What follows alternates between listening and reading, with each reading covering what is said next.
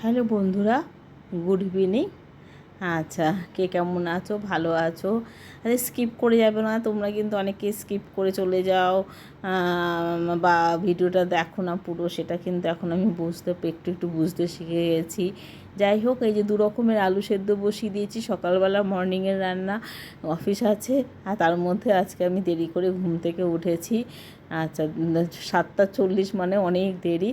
কিছু উচ্ছে কিছু সবজি কাটা হচ্ছে, তেঁতো চচ্চড়ি করবো, ইলিশ মাছ করবো। ইলিশ মাছ বের করে নিয়েছি, চটপট হয়ে যাবে বলে নুন হলুদ ধুয়ে নুন হলুদ মাখিয়ে নিয়ে এবার আমি একটু একটা জায়গায় ঢাকা দিয়ে চাপা দিয়ে রেখে দেবো।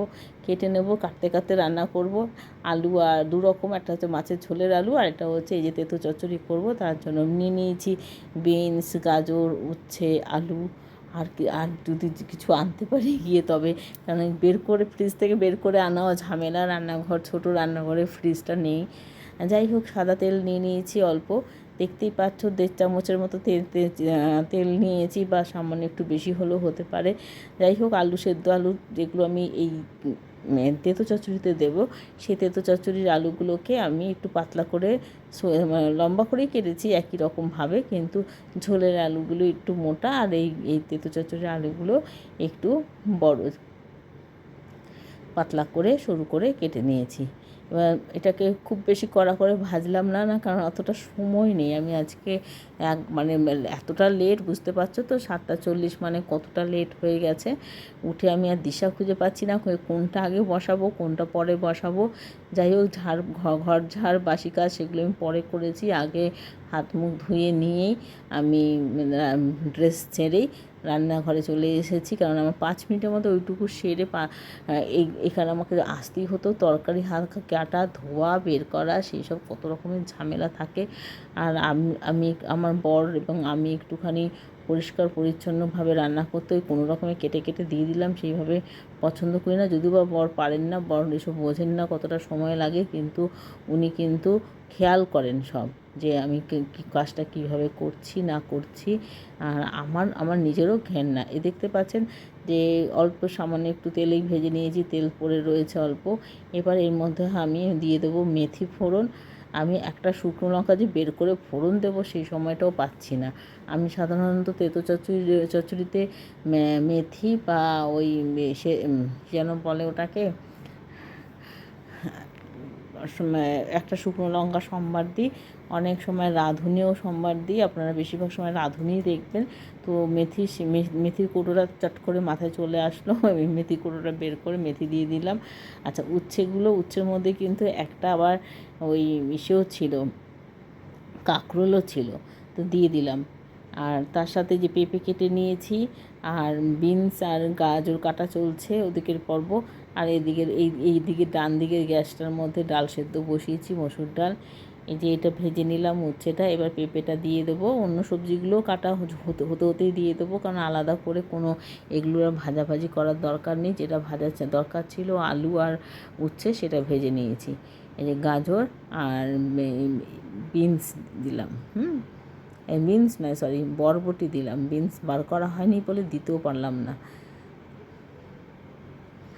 আমার হাজব্যান্ড অনেক কিছুদিন বাদেই, মানে সপ্তাহে যদি এই তো দেখলে যে আমি গণেশ চতুর্থী উপলক্ষে বা জন্মাষ্টমী উপলক্ষে কত ধরনের সবজি রান্না করেছি, তারপরও তার আজকে ইচ্ছে হচ্ছে যে শুক্তো খাওয়ার, কিন্তু শুক্তো কাটতে গেলে এখন আমাকে সজনে কাটতে হবে, সময় কোথায়, দেরি হয়ে গেছে। তো এই জিনিসগুলোকে দিয়ে আমি শুক্তো করে নিতে পারতাম, কিন্তু কাটার সময়ের অভাবে আমি, যাই হোক, গ্যাসটা ফাঁকা রাখলাম না, গ্যাসটা কন্টিনিউ চলছে। এর মধ্যে অল্প একটু নুন দিলাম, কেননা বেশি দেব না। আগে আমি উচ্ছেতে আর ইসেতে দিয়েছিলাম, আলুতে দিয়েছিলাম হলুদ নুন। আর এখানে আর মনে হচ্ছে না হলুদের প্রয়োজন আছে, কেননা এটা তো তেঁতো চচ্চড়ি, বেশি অত রং চঙে না হলেও চলবে। একটু একটু মাখা মাখা ব্যাপারটা আসলেই আমি এটা সেদ্ধ হয়ে গেলেই নামিয়ে নেব। এটা অতটা বারবার করে ঢাকা চাপা দিয়ে বা খুলে নাড়ার দরকার নেই।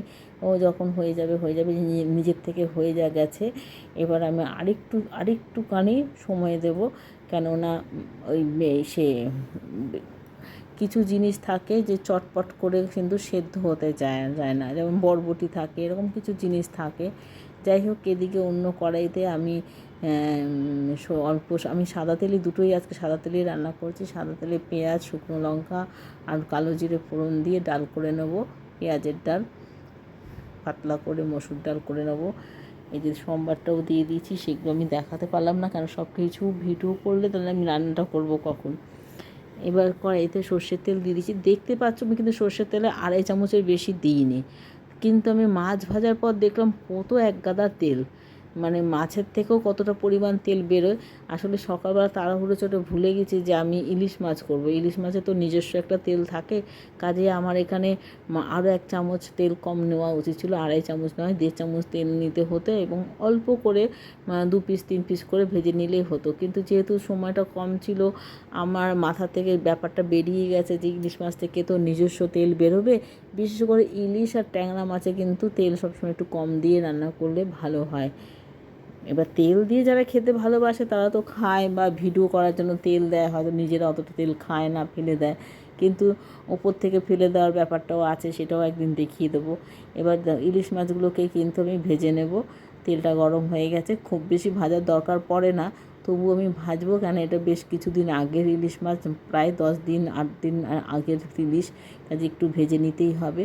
আমি সেইভাবে সময় অতটা পাচ্ছি না, কিন্তু করতে হবে যেটা সেটা তো করে নিতেই হবে। ওদিকে তো কতবার চা হয়ে গেল, 2বার চা হয়ে গেল, তৃতীয়বারে চায়ের অপেক্ষায় আছি। মানে প্রথম 2বার আমি একবার আর আমার শাশুড়ি মার জন্য করি, দুজনের জন্য, তারপর বর চিনি ছাড়া চা, এরপরে আবার ইলিশ মাছগুলো ভেজে তুলে নিচ্ছি। আচ্ছা, এরপরে আবার ছেলে বা ছেলে না থাকলেও আমি আমার শাশুড়ি মা আরেকবার চা পান করার অভ্যেস আছে, আর বর যদি আর ছেলে যদি থাকে তখন কিন্তু আরেকবার চিনি ছাড়া এবং চিনি দেওয়া চা হয়।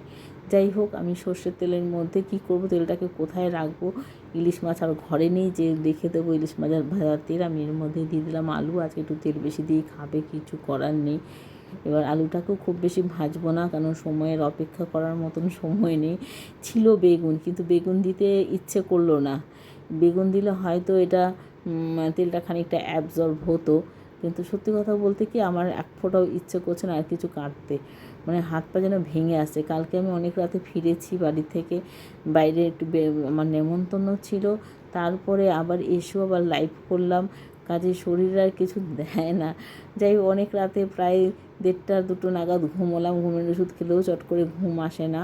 তার মধ্যে এখন জি বাংলাতে, জি বাংলা সিনেমা যেটা, সেই চ্যানেলে কিন্তু রাত্রিবেলায় 10:30 থেকে সুবর্ণলতা হচ্ছে, যেটা আগে দেখতে পারতাম না, তখন ছেলের পড়াশুনো ছিল বলে, যে সন্ধ্যার প্রাইম টাইমে যে দেওয়া হয়, তা এখন কী করি, ওই সময়টা দেখি, এবং দেখতে গিয়ে নেশা হয়ে যায় এমন।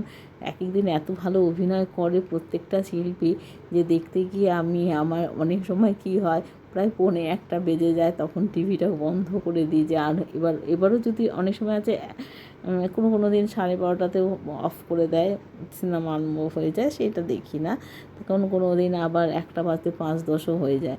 তো যাই হোক, আমি কালকে ওরকম 1:45 অবধি দেখে আমি টিভিটা বন্ধ করে দিয়েছি, তার কারণ আরও হচ্ছে কি না আমি জানি না। তারপর যাই হোক, আর সবসময় তো রাত্রিবেলা 10:30টার সময় চালাতে হয় না, কারণ আমি লাইভ করি 10:30টার পর্যন্ত, তারপরে আমাকে রান্নাঘরে ছুটতে হয়, ওই চালাতে চালাতে প্রায় 11টা বাজতে 5 মিনিট এরকম সময়টা হয়। যাই হোক, আলুটা দিয়ে যখন ঝোলটা ভালো করে ফুটে এলো, জল দিয়ে দিয়েছি, আপনারা দেখতেই পেয়েছিলেন।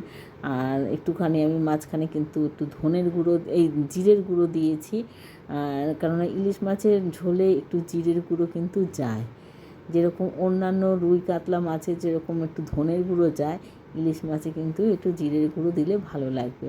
এটা যতক্ষণ একটু বসিয়ে রাখবো, কম আছে, একটু ভালো করে ফুটে এসছে পরে নামিয়েছি। লুকটা দেখে নিচ্ছেন, আর কিছু রান্না করার আমার আর সময় ছিল না, ভাত বসানো, মানে প্রচুর কাজ, 3বার চা। ঠিক আছে, সবটা দেখার চেষ্টা করবেন, না হলে আমি তো আপনাদের বন্ধু, বলুন, সবটা না দেখলে আমারও তো একটু ক্ষতি হয় চ্যানেলের, আপনারা তো সবই জানেন, অনেক বেশিই জানেন আমার থেকে। যাই হোক, আর টাটা, বাই বাই, ভালো থাকবেন, অনেক অনেক শুভকামনা দিয়ে আমি এখন আজকে এই পর্যন্তই রাখছি। হ্যাঁ।